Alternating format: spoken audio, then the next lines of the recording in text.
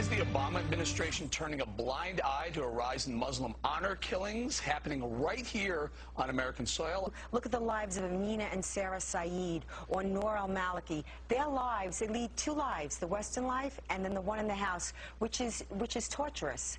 And the Obama administration, which is so pro-Islam, there's certainly a reluctance to address the issue. When he was in Cairo, he equated the violation of women's rights in America to those in the Muslim world. And they're quite different. Women are very subjugated in the Muslim world. So how big of a problem is this honor killing, at least here in the United States? Well, as more Muslims move into the West, you see an increase in honor killings.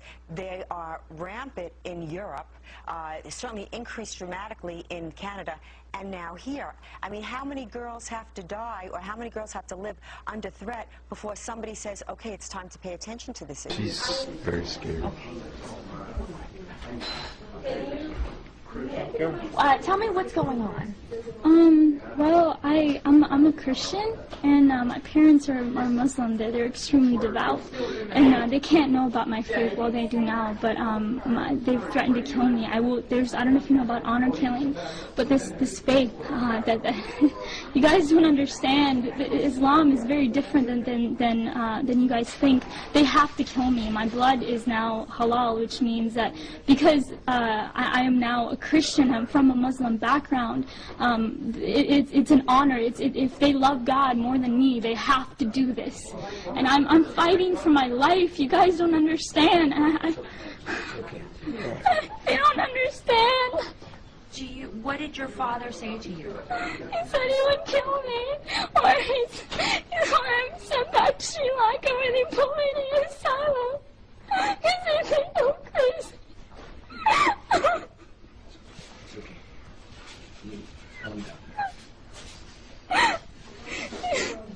I ran away from home.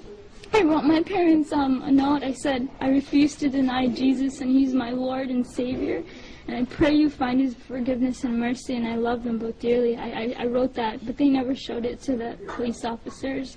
They want me back home. I can't go back to Ohio. You guys don't understand that community. That like, I will die within a week. Like, my life is at stake. But my dad threatened me. I was ready to die. These were my thoughts, that I'll be a martyr for Christ. Let it be so.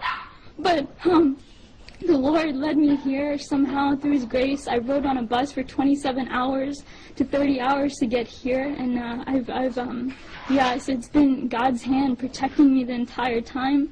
And but I'm fighting for my life. So if prayers are appreciated, I don't know what. Today's my birthday, my 17th birthday, and I might even die. I don't know what's gonna happen to my own life. Like, can you tell me why you ran away? I was threatened by my dad. When my dad found out, I had a Facebook. That's how he found out. And phone calls from the Muslim community started coming in with emails, and he confronted me. And I had a laptop, and he took that laptop and he waved it in the air, and he was about to beat me with it. And he said, if you have this Jesus in your heart, you're dead to me. You're not my daughter. And I refused to speak, but he said, I will kill you. Tell me the truth. And these words, bad words, he cuss words, and so I knew that I had to get away. A couple of weeks later, even I told my dad that I needed to learn more about Islam because I was scared, and I said that because when I had come to know the Lord, I dropped everything about Islam. I mean, I had to hide my Bible for years. I would go outside to pray. When my dad was asleep was when I went outside to pray. I snuck out to Christian prayer meetings in fear of my life. And finally, this day had come where I was confronting my dad. But a couple weeks later, after I told my dad that I wouldn't follow Islam, but I would learn more about it, he put me class after class after class after class, thinking that that my mind was going to be back in it. But of course not. I mean, I'm a follower of God, Jesus, the true living Jesus, but a couple weeks later, my mom found a Christian book, and I knew it was then that it was over for me. I had to leave.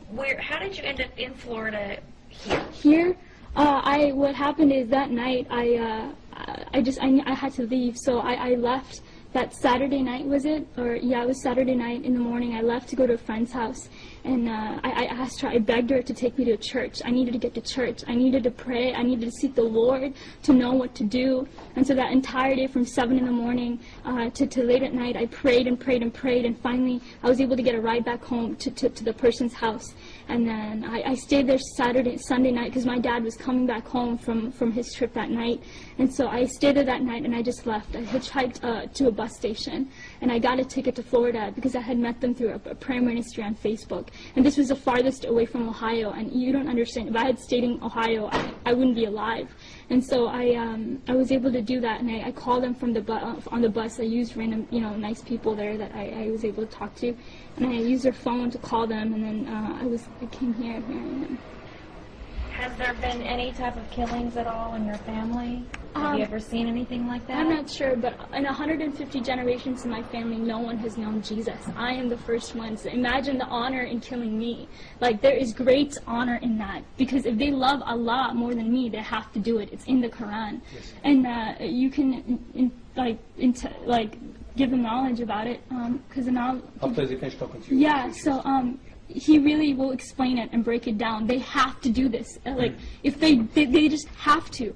And either they do that or they send me back to Sri Lanka. And there's an asylum.